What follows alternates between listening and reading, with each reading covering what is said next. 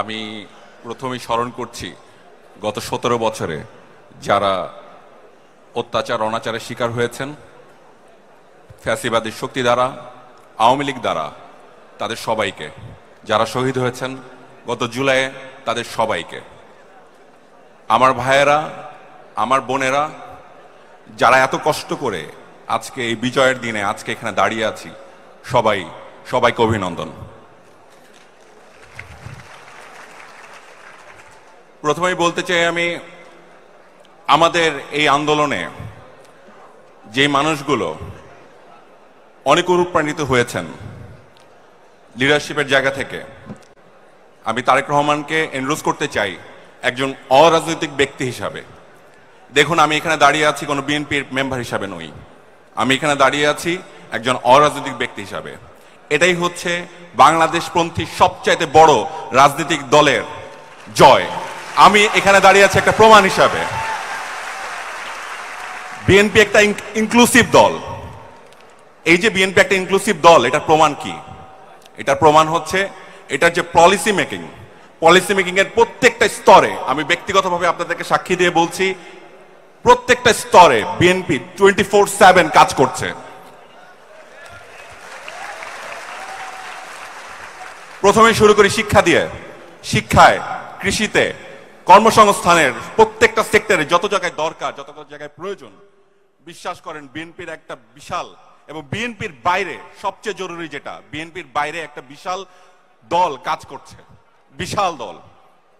আমি ব্যক্তিগতভাবে এক্সপেরিয়েন্স করেছি, ব্যক্তিগতভাবে পৃথিবীর বিভিন্ন নামি দামি ইউনিভার্সিটির স্কলাররা যারা, তারা বিএনপির পলিসি মেকিং এ কাজ করছেন, দারুণভাবে কাজ করছেন। এবং বিএনপি যে কর্মপরিকল্পনার জায়গা থেকে এগিয়ে আসছে, বিএনপি যখন ইনশাল্লাহ জনগণের ভোটে যদি ক্ষমতায় আসে, আপনারা দেখতে পাবেন বিএনপি এলোমেলো থাকবে না, বিএনপি অনেক গোছানো দল থাকবে। আমি আবারও আমাকে এনরোজ করছি ওইভাবেই, আমি একজন অরাজনৈতিক ব্যক্তি, কিন্তু আমি সাক্ষী হচ্ছি অনেক কিছুর, ইতিহাসের সাক্ষী হচ্ছি। আমাদের আসলে কি প্রয়োজন? আমাদের প্রয়োজন, আমি একজন কালচারাল মানুষ, আপনারা আমাকে চেনেন। তার বাইরে আমি একজন ফ্রিল্যান্সার বটে। আমি 17 বছর ফ্রিল্যান্সিং করে বেঁচেছিলাম। কাজ তো ফ্রিল্যান্সিংই করেছি, কারো চাকরি করিনি। এটা অনেক বড় ব্যাপার। বাংলাদেশের শত শত লক্ষ লক্ষ কোটি কোটি যুবক আছে যারা সারা বাংলাদেশে, সারা পৃথিবীর মার্কেট প্লেস আমাদের, সারা পৃথিবী মার্কেট প্লেস আমাদের। এই কথাটা আমাদেরকে বারবার প্রচার করতে হবে এবং বলতে হবে, আমাদের মার্কেট শুধু বাংলাদেশ নয়, আমাদের মার্কেট সারা পৃথিবী। আমরা সারা পৃথিবীতে দাপিয়ে বেড়াবো, আমরা সারা পৃথিবীতে দাপিয়ে বেড়াতে চাই। আমাদের দাপিয়ে বেড়াতে হবেই, এখানে কোনো যদি কিন্তু সুযোগ নেই। আমাদেরকে এই শক্তি কোথা থেকে আসবে? মহান সৃষ্টিকর্তা আল্লাহ আর একজন নেতা জিয়াউর রহমান। আপনি ইন্সপায়ার হতে চান, এই দেশকে ভালোবাসতে চান, তাহলে শুধু জিয়াউর রহমানকে ফলো করেন, এনাফ। আমাদের প্রয়োজন আরেকজন জিয়াউর রহমান, তিনি এই স্ক্রিনে আছেন। হবে, বিশ্বাস রাখুন হবে। আমাকে অনেকে হতাশার গল্প বলেন, আমি একদম হতাশ হই না, বিশ্বাস করেন একদম হতাশ হই না। আমি বিশ্বাস করি এই বাংলাদেশ উঠে দাঁড়াবে, ঘুরে দাঁড়াইতেই হবে বাংলাদেশকে। এই বাংলাদেশ কেন ঘুরে দাঁড়াবে আর প্রমাণ দিচ্ছি আপনাকে। একটা কথা আছে, যুদ্ধের সময় বুড়োরা কথা বলে, বা যাদের বয়স বেশি তারা কথা বলে, আর ইয়াংরা যারা যুবক তারা মরে। কিন্তু আমাদের দলে এই যে দল, বিএনপির যে দলটা, এই দলটা কি আপনারা তা দেখেছেন? আপনারা দেখেছেন কি এখানে উপবিষ্ট যারা আছেন তাদেরকে জেলে যেতে দেখেছেন, তাদেরকে অত্যাচারিত হতে দেখেছেন? আমাদের যারা বয়োজ্যেষ্ঠ তারা সবচেয়ে বেশি ইয়াং, তারাই সবচেয়ে বড় যুবক।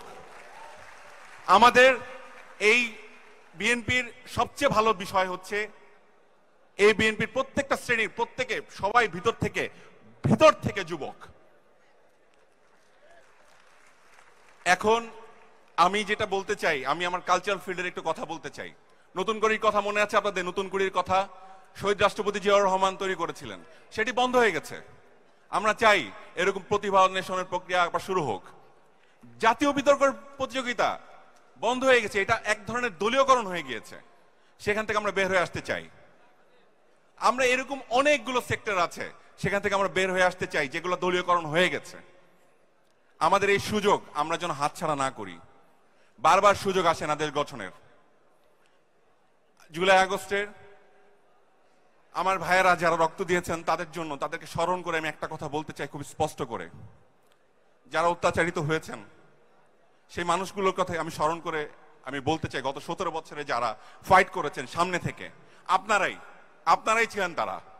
আপনাদেরকে ট্রিবিউট করে একটা কথা বলতে চাই।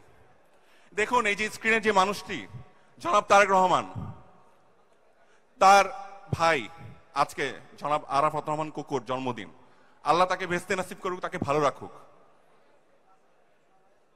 তার ভাই অত্যাচারের শিকার হয়েছেন, তার মাকে জেলে যেতে হয়েছে, তার বাবাকে এদেশের জন্য শহীদ হতে হয়েছে। এই মানুষটার চেয়ে বেশি অত্যাচারের কষ্ট কেউ বুঝবে না। এই মানুষটাই হতে হবে আমাদের লিডার। আপনি সামনে থাকেন, আমরা আপনাদের পিছনে ধরে আছি সবাই, আমরা ধরে থাকবো। আমরা যুবকেরা, বৃদ্ধ, আমাদের নারীরা, সবাই, আমাদের বোনেরা, আমাদের ভাইয়েরা, আমাদের বাবারা, আমার মায়েরা, কেউ থামবে না। সবাই থাকবে আপনার সাথে, আপনার পেছনে। আপনাকে সামনে থেকে নেতৃত্ব দিতেই হবে, আপনাকে জিততেই হবে, আপনাকে দেখাতেই হবে যে আপনি শহীদ রাষ্ট্রপতি জিয়াউর রহমান, আমাদের আপসীন নেত্রী বেগম খালেদা জিয়ার সন্তান। আমি একটু আশার কথা দিয়ে শেষ করে দিচ্ছি, শেষ কথা। সরি, আমার অনেক কথা বলছি আমি, আপনারা শুনছেন। আমি রাজনীতির বক্তৃতা দিতে পারি না, হয়তো এটা আমার একটা ব্যর্থতা, কিন্তু আমি খুব ইমোশনাল জায়গা থেকে একটা কথা বলি। আমার ব্যক্তিগত অভিজ্ঞতায় অনেক কিছু দেখা হয়েছে এই 24শে জুলাইয়ের পরে। অনেকে অনেক আশ্বাস দিয়েছেন, অনেক কথা বলেছেন, এটা করা উচিত, ওটা করা উচিত, কিছু হলে বিএনপিকে দোষ দেওয়া, অনেক কিছুই আছে। সবচেয়ে বড় দল, দোষ তো আসবেই, আমরা তো অভিভাবক, তাই না? এটা আসতেই পারে। কিন্তু দেখেন একটা রূপরেখা, আগামীর বাংলাদেশ কিভাবে চলবে এটা কয়টা দল দেখাতে পারছে। এটা অন্যান্য বক্তারাও বলে যাচ্ছেন, কিন্তু সত্যি কথার অর্থে আপনারা একটু ভেবে দেখুন তো, এটা কয়জন বলতে পারছেন? কয়টা দল থেকে এটা আসছে? এই দল থেকে আসছে।